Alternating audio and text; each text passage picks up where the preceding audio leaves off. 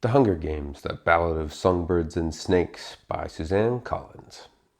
In this prequel to the Hunger Games, we turn back the clock 60-some years to the 10th Hunger Games, where President Snow is just Coriolanus Snow, and he's from a poor family trying to figure out how to get back on top. And so we follow him to the academy with the other mentors of the Hunger Games tributes, and he is unlucky enough to be paired with the girl from District 12, Lucy Gray Baird. But as he meets her and interacts with her, he starts to fall in love with her, and from there the plot thickens. I love the original trilogy as a world. I thought it was a clever premise for a book. I thought it was engaging and interesting. And so when I found out the prequel was coming out, of course, I read it right away. That was 3 years ago. And then I reread it recently again just to keep things fresh for the upcoming movie.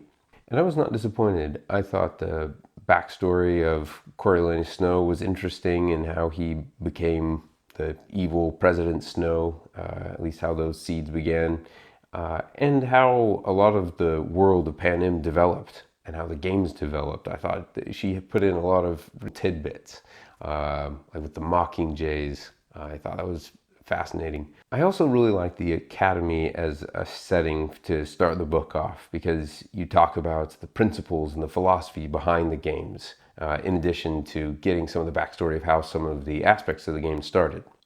I thought her new characters were interesting. Sejanus, one of the classmates and friend of Coriolanus Snow, being the voice of conscience, the good guy character. I always liked hearing what he had to say in a scene. I thought Lucy Gray Baird was an adaptive, underestimated heroine of the story, what happened to have a good singing voice, and of course Dr. Gall and all of her evil calculations about maintaining power through these Hunger Games. But here's the interesting thing about reading multiple books by the same author. You notice that they tend to use a character archetype repeatedly across their books.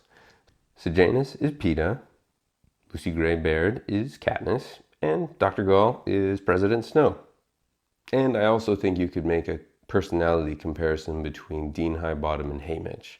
All of my favorite authors that I've read multiple books of, I could pick out their archetypes that they use across their books. So, not complaining here. As far as writing style goes, I never thought of this as a particular strength of the Hunger Games. I've always thought of it more of as good enough writing as opposed to great writing. When I read a book like this, I kind of feel like I'm watching a movie as opposed to reading a book, which I'm fine with. It's just a different sort of style. I am glad that she got out of the first-person present tense of the first 3 Hunger Games. It's much easier for me to enjoy the third-person past tense. That's a preference choice. The main issue I had with this book is how quickly it ended, because I read it 3 years ago, so I knew some of the big plot points that they had at the end. And as I'm reading it this time, I notice how close I am to the end and how much she has to cram into such a tiny space.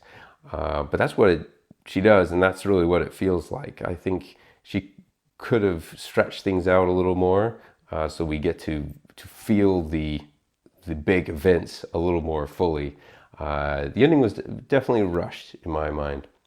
Also, if she had done that, I think it would have given her an opportunity to fill out President Snow's character arc a little more, because you want to be more a part of watching him turn from Coriolanus Snow to the evil President Snow that we know from the original Hunger Games. I think there were a few points missing, so more of that would have been good.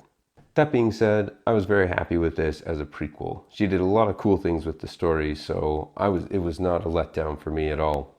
Unfortunately, I haven't heard of any sort of plans for Suzanne Collins to write a sequel to this, which is unfortunate because I think they had some loose ends that would be interesting to watch tied up, and some villains that you still need to deal with.